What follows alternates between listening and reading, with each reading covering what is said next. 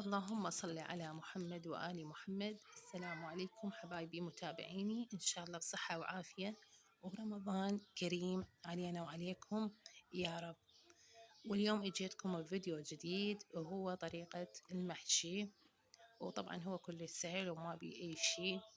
عندنا هنا الباذنجان حفرته، والبصل خليته بمي حار على نار، يعني خليته يغلي مدة دقيقتين، وبكل سهولة راح يطلع البصل يعني وحدة وحدة كلش حلو، وتكون يعني إن شاء الله سريعة خاصة للمستعجلة. بسرعة راح يطلع البصل بكل سهولة. وهنا حفرت أيضا الطماطة والفلفل. وهنا حبايبي حشوتنا هي عبارة عن قلاصة وربع تمن عنبر وقليل من الكرفس. وهنا خلينا طبعا ربع من الكيلو اللحم، ولأن هي مقادير قلت لكم قليلة مو هواية، فهي هذه مقاديرها. وبرشت أيضا بصل ناعم ثرمته، العفو مو برش ثرم، وضفت عليه الكركم والملح واللمندوزي وبهارات، أي نوع بهارات أنتم تحبون. وإذا عندكم بهارات الدومة خلوها، ما عندكم خلوا بهار البرياني كلش طيبة الطعم.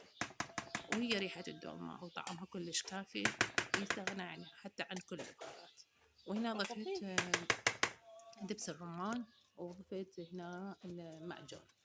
وهنا حبايبي أخلطه وأضيف عليه الزيت النباتي حسب الكمية اللي انتم مسويها. أنا ما سويت كمية طبعا قليلة قدامكم.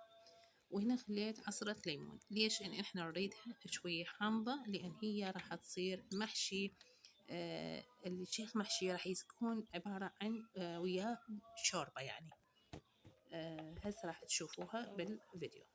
وهنا هذه الصلصة اللي خليتها على جنب طبعا بقدر.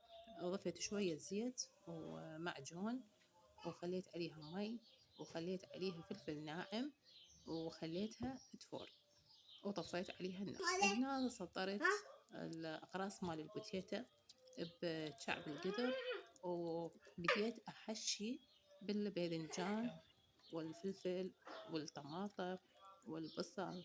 وطبعا كلش طعمها رهيب وطيبة حيل، وطلعت مالحة حامضة كلش طيبة، طعمها متعادل. هنا حبايبي راح أكمل ألف المحشي. وطبعا هي ماكو فرق عن الدولمة بهواي، ماكو، بس أضافت السلق أو أوراق العنب، وأيضا هم تحشو نفس الطريقة. وواحدة من المتابعين حبيبتي طلبتها، قالت لي أريد طريقة أو عمل المحشي، فهي هذه طريقتي بعمل المحشي. وما يضاف أي شي حبايبي. هنا ضفت عليها الصلصة اللي فورتها، وأخليها تفور، وبعدين أنص النار عليها إلى أن تتماسك. بس أنا قلت أريد بيها طبعا يعني شوربة قليل من المي. وهنا هذا القرنبيط خليت عليه مي حار وكركم وملح، وخليه على النار. وطبعا كلش طيب، أنا من عشاق القرنبيط. عفوا. وهنا حبايبي هو هذا اليوم فطورنا، وإن شاء الله سهمكم ألف عافية، ولا تنسون اللايك والاشتراك وتفعلون الجرس. وطبعا أحب أشكر كل متابعين الجدد اللي اجوا زاروني بقناتي، وأقولهم أهلا وسهلا بكم وعلى راسي، وإن شاء الله مردودة لكل المتابعين حبايبي. وهنا خليت طبعا شوفوا القدر فيه تقريبا شلون الشوربة يعني بمادة سائلة. وهنا حبينا نسوي الحلا اللي هو المحلبي. هنا 3/4 القلاص من الحليب، وهنا أقلاص من الشكر أو السكر، وهنا ضفت 3 ملاعق من النشا، وذرة من الملح قليل جدا. وهنا خليت المي وخليه على النار، وهاي هنا قدامكم تماسك بكل سهولة، ويطلع الطعم يجنن. طبعا احنا الحلا المحلبي احنا كلش نحبه، كلش طيب، وهو احنا من عشاقه يعني. ما اوصف لكم ايش قد احنا نحب المحلبي حيل. فاحنا دائما نسوي، وما ناسي، هي من اكلاتنا القديمه طبعا، كنا دائما نسويها. وهنا أنا هنا صبيت المواعين وحضرت فطورنا، وهنا هذا القرنبيط وهذا الشيخ المحشي أمامكم.